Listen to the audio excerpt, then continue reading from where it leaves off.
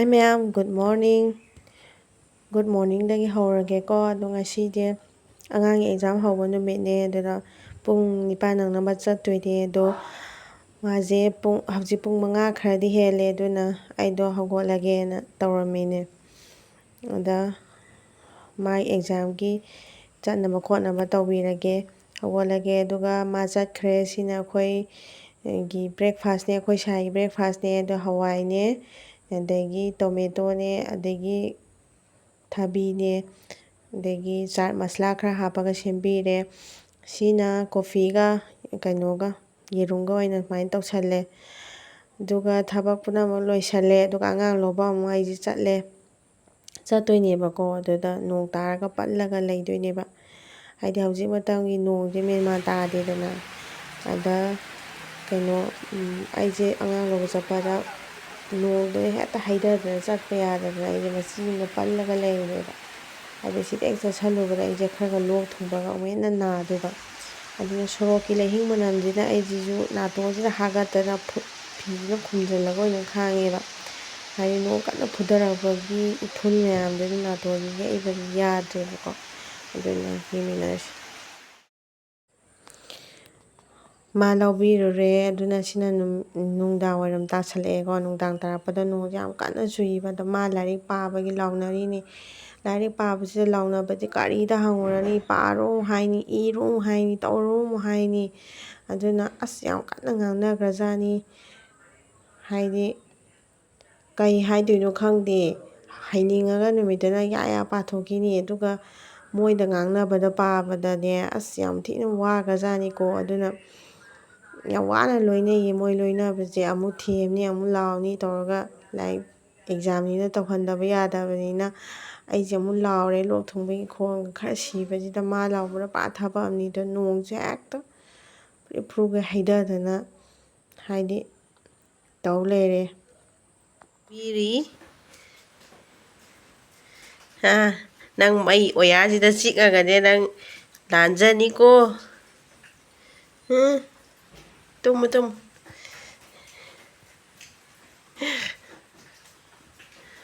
lanjaniko oyadaga na yana chikuradi mai chingjani hitaji maningi asabasida mana asabaga lauraga nong tabaji nungaina tumbinidena koide haubi charoni nang lehawro koide haubi charoni chikanuko oyada chikani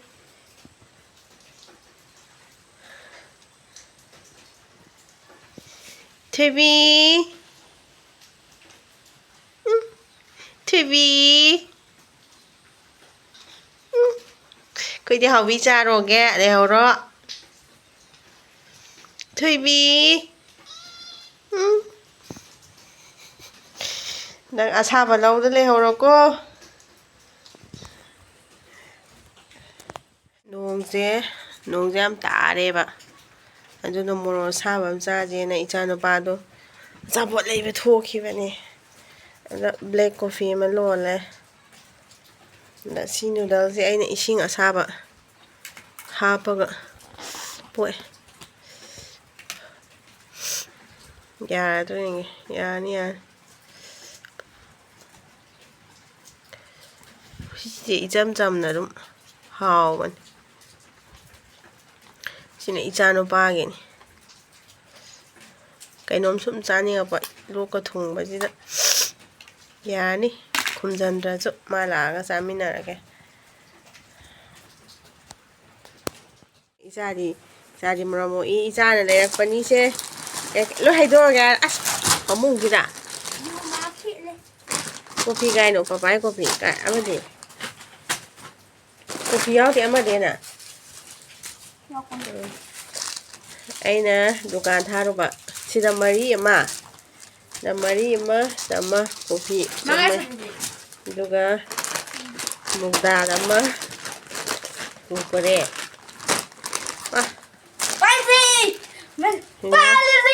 Palisi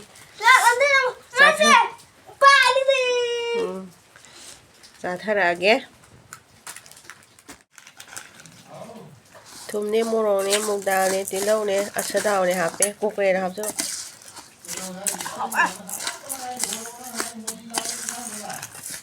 Anh chụp.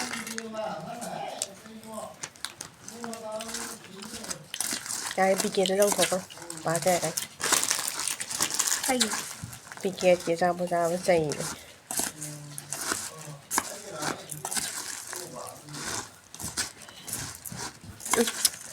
hào đi he hào cái ra phòng muốn để đâm tàu đấy mẹ in bởi đấy Anh cha kìa. Ama. Wow. Anh thích làm gì? trong gầm này ai tao tập ra sáng nó ra kìa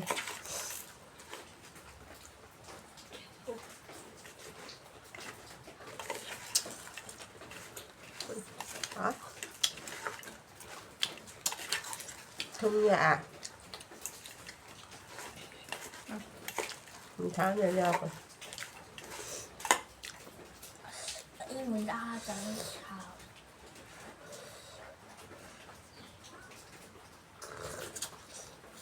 coffee đấy đó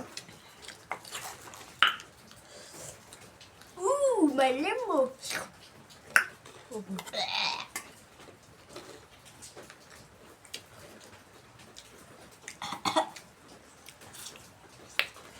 mua thì vào hào đi hạp đi hào nữa một cái có này mà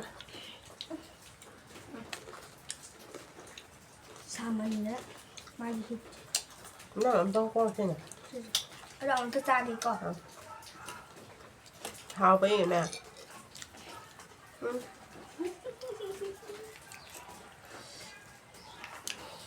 mình đi bằng cà đi nào tối lỗi phun là á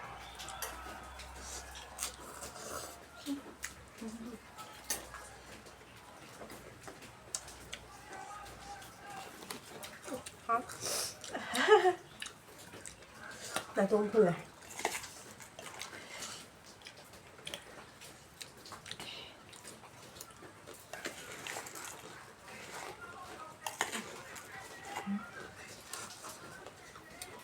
đồ thùng mấy kia 엄마 땅한 거는 뭐 사부자님 뭐는 떠요 이사는 thôi lấy rồi đó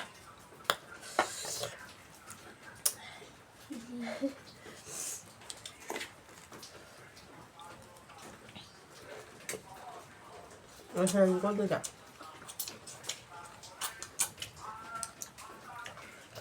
mà ăn cá gì con nữa chứ đi thàbí đi lâu thàbí ở đây cái tầm miền tôi ở đây một tiếng ba cái gà mẹ hấp chân là điện hào còn đâm nhẹ vào rồi đi lô thùng mà đi nè hấp đấy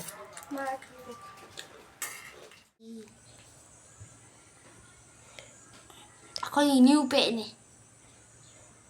Đó cho mẹ à? salad sana chứ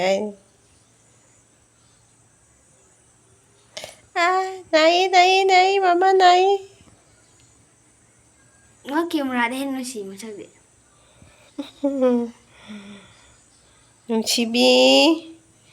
Đừng xì bi tàu nó có được ủ đi đừng xì bi Con mà ra một cân này là bị mày. Cái này. Bây giờ nó có mà máy nào đi thôi. thôi bi mà lại thôi bi không được sana gì mà ayo mà này này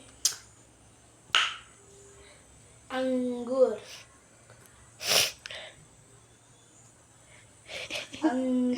salad tàu đúng là gì mà ai mà này cái ai nói gì anar hay mà này mama nó bấm bấm dress mai này là kìa thấy nhớ con Thùy Vi luôn khá luôn nghe sao nó Thùy Vi Mình xa Thùy Vi nó trả mà คุณกันเนี่ยถอยบีถอยบีทำไมไปสิเลยนะถอยบีถอยบีถอยบี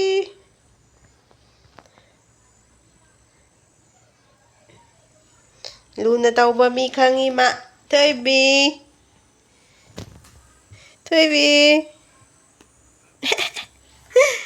ถอยบี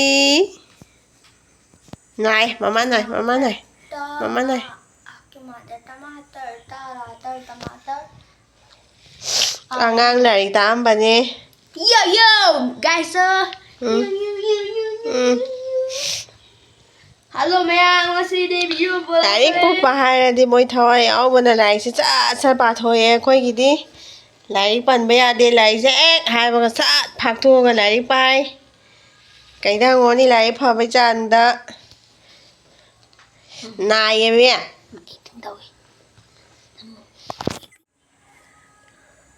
Maya mai di isa gam da na to phajaba phibam amda leire. So nei jina IS exam tha ga do ba isa ni. Abi sijina akoi gi thoibi ji akoi lari pa ba da yetli. Yet pa na te na. Ngai ba ni da ka. Thoibi khumde. Thoibi to ti da kare mo.